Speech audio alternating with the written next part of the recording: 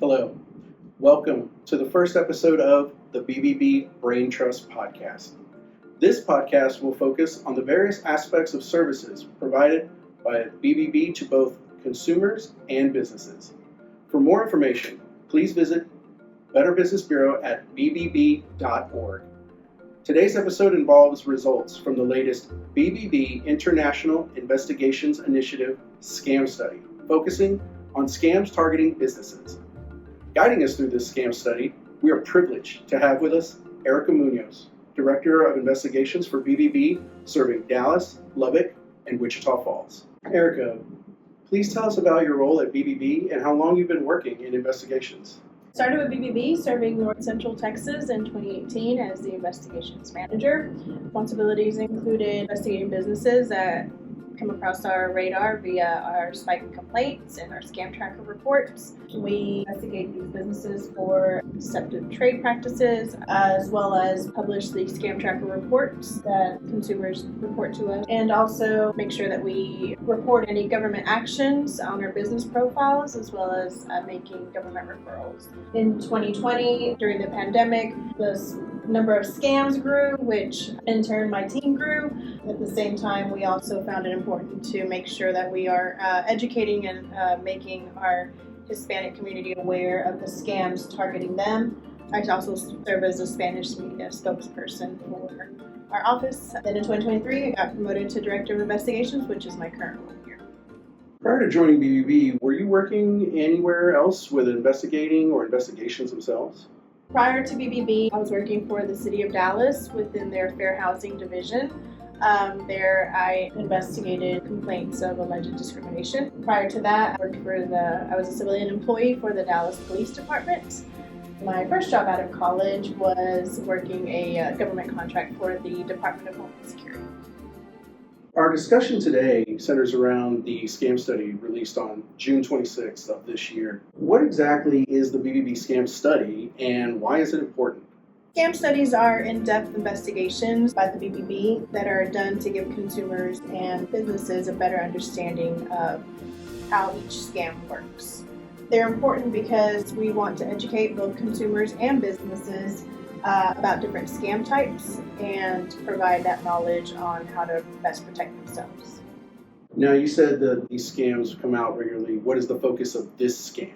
This study focuses on scams targeting businesses. Now, is every scam study that is released, is it just updating the same kind of information from a previous study, or is each study actually different? Our BBB, in collaboration with 3 other BBBs, which include Chicago, Omaha, and St. Louis, formed the BBB International Investigations Initiative that we call III. We publish 4 studies a year with the goal of publishing 1 each quarter. Because there are so many different scam types, each study covers a different scam type to give consumers and businesses a better understanding of each. How they work, how to avoid them, and what is being done to curb fraud. What about scams targeting businesses makes them worthy of such a detailed study? This study found is that almost 80% of companies dealt with attempted fraud in 2024.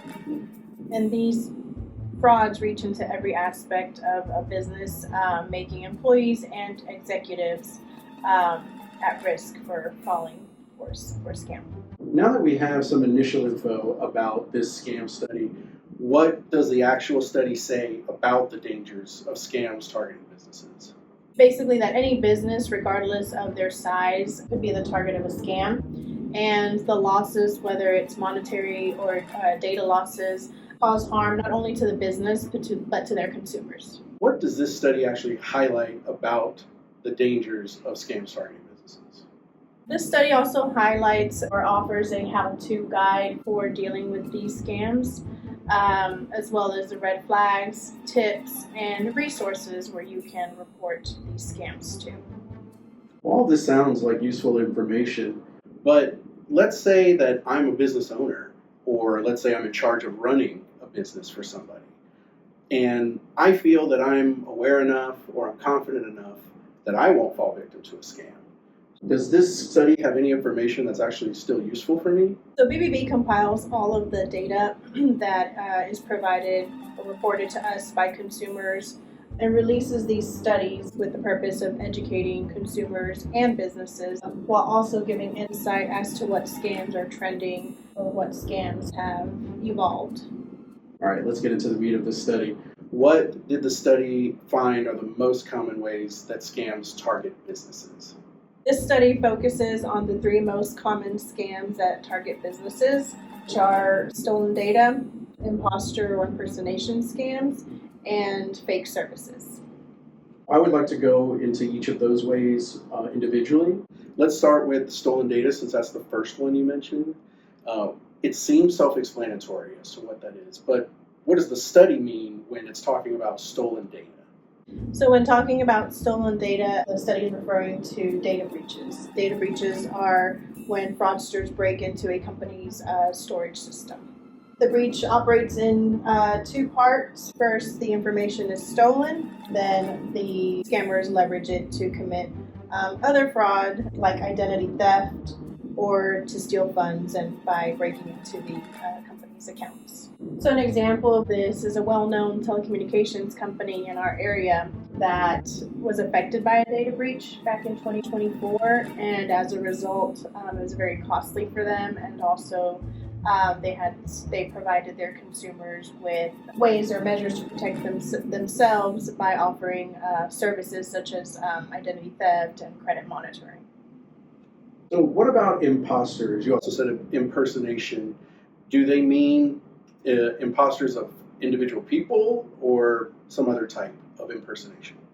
The study touches on both internal and external impersonation. External impersonation involves fraudsters pretending to be known and unknown vendors, even government agencies. Here they're trying to fool a business owner or employee into handing over important information and money.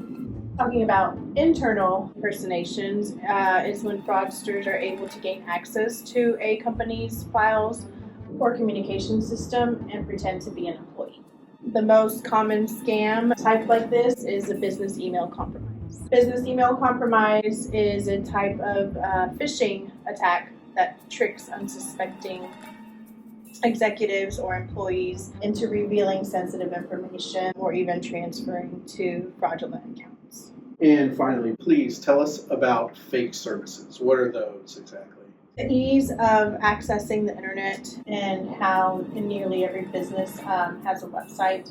The users know this, and so they try to take advantage by sending out fake letters, sending out fake invoices, or emails to businesses asking for payment for services that are not legitimate.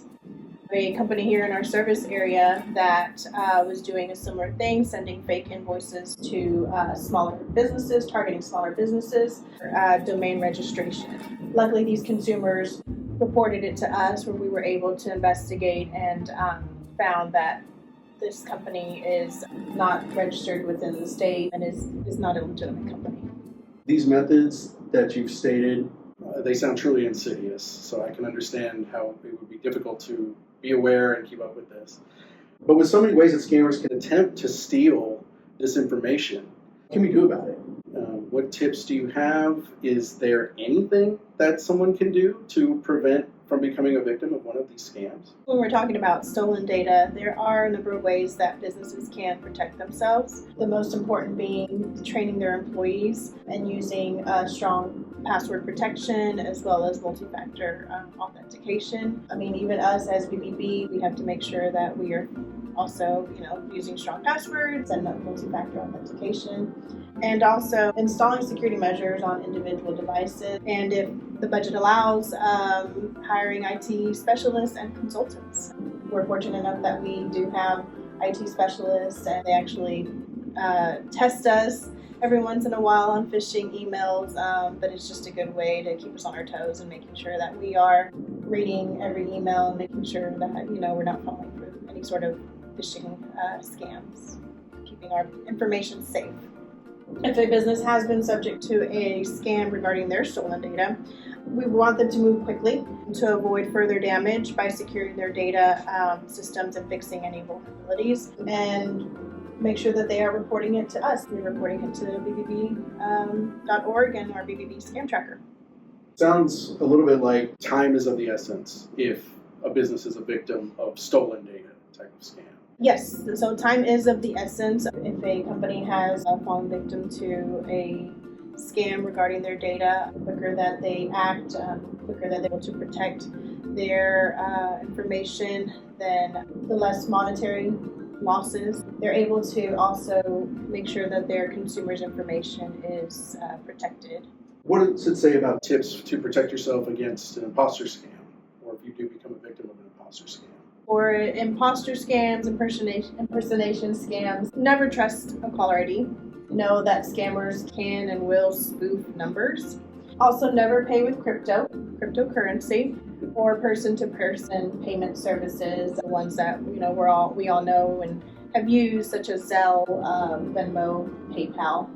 But if a business has fallen victim to impersonation or imposter scams, they need to contact their bank if any money has been exchanged. If it was found through advertisement, you can always flag them on whatever platform it was found on, social media platform. Contact website hosts if yours was stolen. Contact your consumers to inform them of the impersonation of your business. You can also contact your local BBB, and we'd be happy to put some text on your profile alerting consumers of the impersonation scam.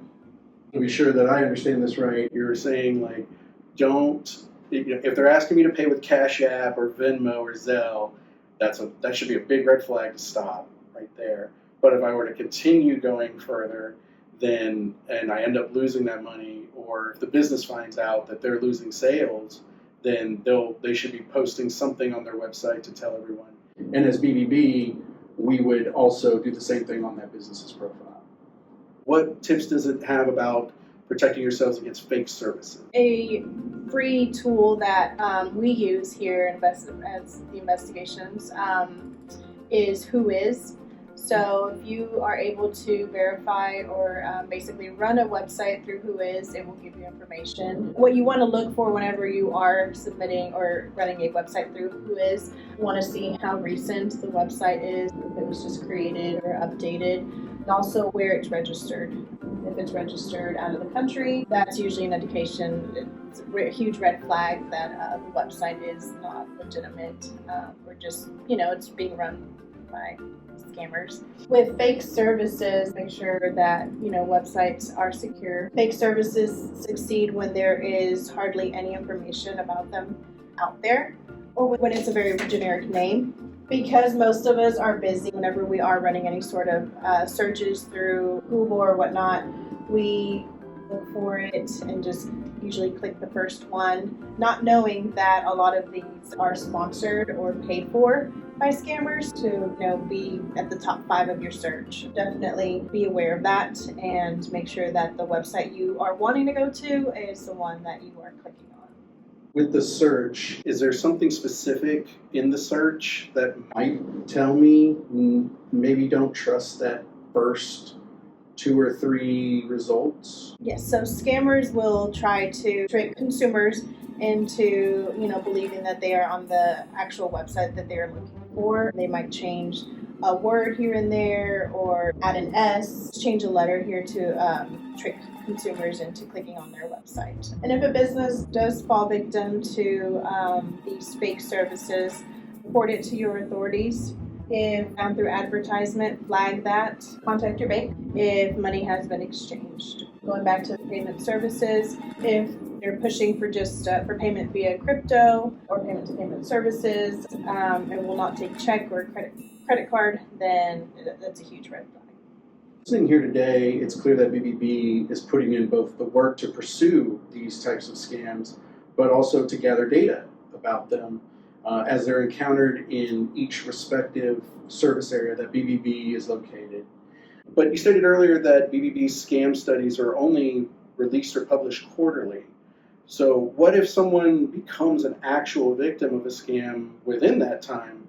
What should they do, and how should they inform BBB?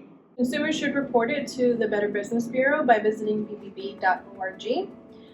They can also report it to our BBB Scam Tracker by visiting bbb.org/scam tracker. Also report it to the Federal Trade Commission and also their state's Attorney General's office. Well, this was all great info. This is a great discussion, Erica. Thank you so much for joining us today, and also for going after these bad guys that were trying to scam businesses and their consumers. Thank you so much. Anybody that is wanting to read the full study, they can visit bbb.org/scam studies. We would encourage that as well. I know I'm going to look it up as soon as I can to find out all the numbers. And thank you for joining us today for this episode of BBB BrainTrust. Please like and subscribe on your platform of choice. Please turn on notifications for future episodes as they are published. Have a great day.